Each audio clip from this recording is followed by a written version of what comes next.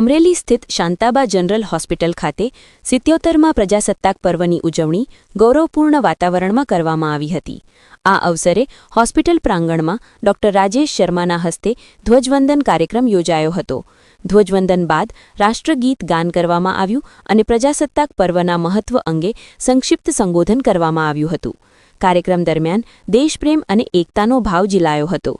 આ કાર્યક્રમમાં વસંતભાઈ ગજેરા, અશોકભાઈ ગજેરા, બકુલભાઈ ગજેરા, ભરતભાઈ ધડુક, દિનેશભાઈ કાપડિયા, અતુલભાઈ પડસાલા તેમજ હોસ્પિટલના ડોક્ટરો, મેડિકલ કોલેજના વિદ્યાર્થીઓ અને હોસ્પિટલ સ્ટાફ મોટી સંખ્યામાં હાજર રહ્યા હતા।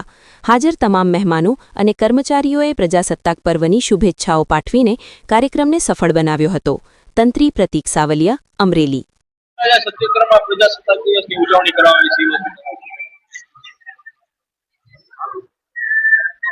इधर आके बहुत अच्छा लगा।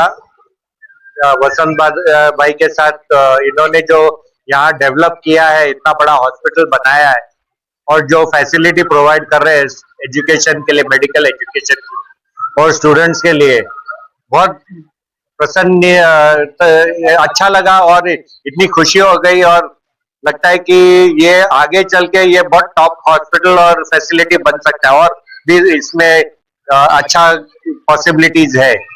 और हमारा हम लोग ने एक लाइब्रेरी देखा, एनाटॉमी डिसेक्शन हॉल देखा, हॉस्पिटल का भी दौरा होने वाला है।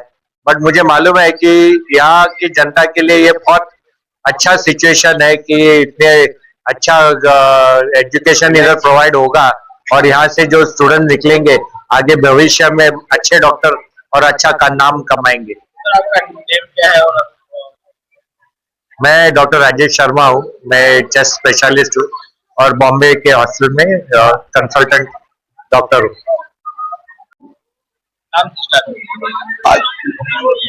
आज 77મા જન્મ પ્રજાસત્તાક દિવસનો ઉજવણીમાં 26મી જાન્યુઆરી બોમ્બેથી શર્મા સાહેબ પણ આવ્યા છે, ડીન સાહેબ ઉપસ્થિત છે, સુપ્રિન્ટેન્ડન્ટ છે। આજે આપણે આપણા દેશને માટે ગૌરવ અનુભવીએ છીએ કે 77 વર્ષ આપણે આઝાદ થયા અને આજે જે આપણે આખા દેશમાં આનંદનો ઉત્સવ હોય છે, આપણે આજે એવી કઈ પ્રતિજ્ઞા લઈએ કે રાષ્ટ્ર માટે એવું કામ કરીએ કે ભવિષ્યમાં આપણી જે કઈ આપણી પ્રજા હોય, આપણા જે કઈ યુવા ધન છે એ મોસ્ટ કેપેબલ બને અને પ્રમાણિકથી રાષ્ટ્રપ્રેમ ઉત્પન્ન થાય અને આપણે સારામાં સારું રાષ્ટ્ર માટે આપણે નવા જનરેશનને કંઈ આપી શકીએ એવું આપણે આજે કામ કરવું જોઈએ। એન્વાયરમેન્ટ છે, એજ્યુકેશન છે, જે સામાજિક ઉચ્ચ નીચ છે એમાંથી ભેદભાવ દૂર કરવા જોઈએ। આવી કોઈ આજે આપણે પ્રતિજ્ઞા લેવી જોઈએ। રાષ્ટ્ર માટે સમર્પિત થવા માટેની આપણે કોઈ ભાવના પેદા કરવી જોઈએ અને રાષ્ટ્ર માટે કંઈ કરી છૂટવા માટે જેમ ગાંધીજી, સરદાર યા તો જે કે આપણા દેશના કરોડો લોકો જે દેશને આઝાદ કરવા માટે શહીદી ઓરી છે, એના આત્માને સંતોષ મળે, એ કંઈક એવું એને એમ થાય કે મારી પ્રજા એ રાહે જઈ રહી છે રાષ્ટ્ર માટે, એવું કંઈક સારું કામ કરીએ। અસ્તુ, જય હિન્દ।